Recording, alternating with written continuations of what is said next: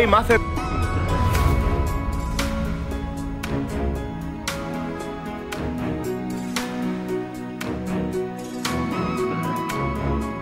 What's up guys, it's me Roman Fire and welcome to my new video.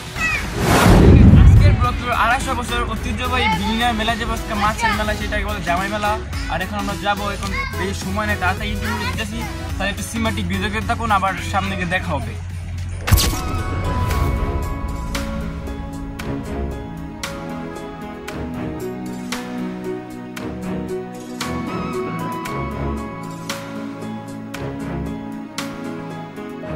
এই guys এখন আমরা চলে আসলাম কাবাইশা road, আর এখন আমরা কাবাইশা থেকে যাবো চুপার। দেখা যাক গাড়ি পাই কিনা, অনেকক্ষণ গাড়িটা পাইছি, এখন দেখা যাক গাড়ি পাই কিনা। এখন চুপার যাবো, দেখা যাক গাড়ি এবার নেবো। আর বান্টিও নাই গিয়া, আমাদের বন্ধু বান্টি বিচারতেছে। গাইজ দেখুন আমার বন্ধু বান্টি কেমনে খোঁজে না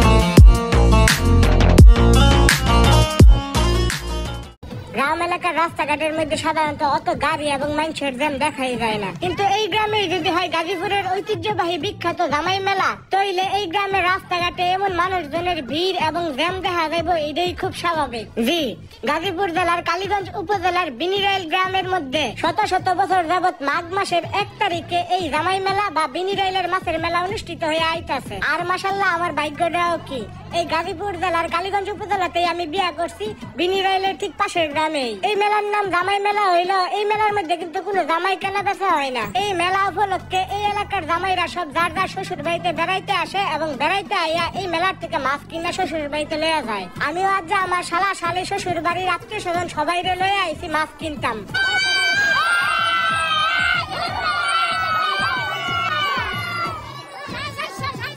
মাছের মেলার মধ্যে সারা বাংলাদেশের থেকে বড় বড় মাছ বিক্রেতারা বড় বড় মাছ লয়ে হাজির হয়। খালের মাছ, বিলের মাছ, পুষ্কুনির মাছ, নদীর মাছ, এমনকি সমুদ্রের বড় বড় মাছ এই মেলার মধ্যে পাওয়া যায়।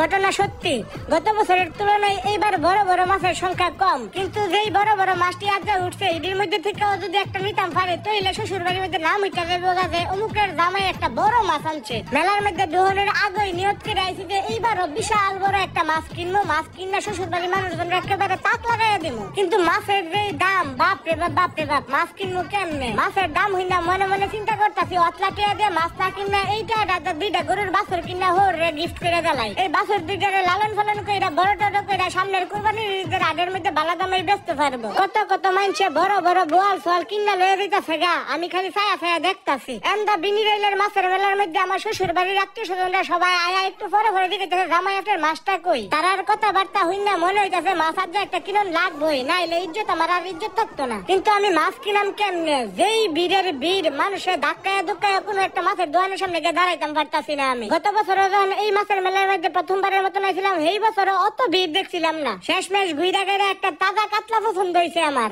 ওজন হইব 25 কেজির মতন। 2 বেড়া লাগিয়েও আমরা এটাকে উঠে তুলতাম পারতাছি না। বেটারে দিলাম, বাবা রে এটা বেচবেন কত? কমা সময় কয়ালান। বাপ রে বাপ, দাম হইলে আমার মাছ কিনার রুচি গেছে গা। ভাবিলাম সবটা মাছ 60,000 টাকা দিয়ে লয়ে গেলাম। এইবারের জামাই মেলার মধ্যে অন্যান্য বছরের মতন প্রচুর সামুদ্রিক মাছ উঠছে, এবং এইবারের মেলার সবচেয়ে বড় মাছ যেটা আসলে প্রধান আকর্ষণ, এটাও আসলে একটা সামুদ্রিক মাছ। এই মাছটার আসল নামটা কি আমি ঠিক জানি না, কিন্তু মাছের উপরে লেখা আছে পাখি মাছ, এবং এই পাখি মাছটার ওজন প্রায় 50 কেজির মতন। এই মাছের আসল নামটা যদি কেউ জানি না, তাহলে একটু কমেন্ট করে আমারে জানায়েন। এইখানে বিশাল বড় বড় কুরাল মাছও উঠছে।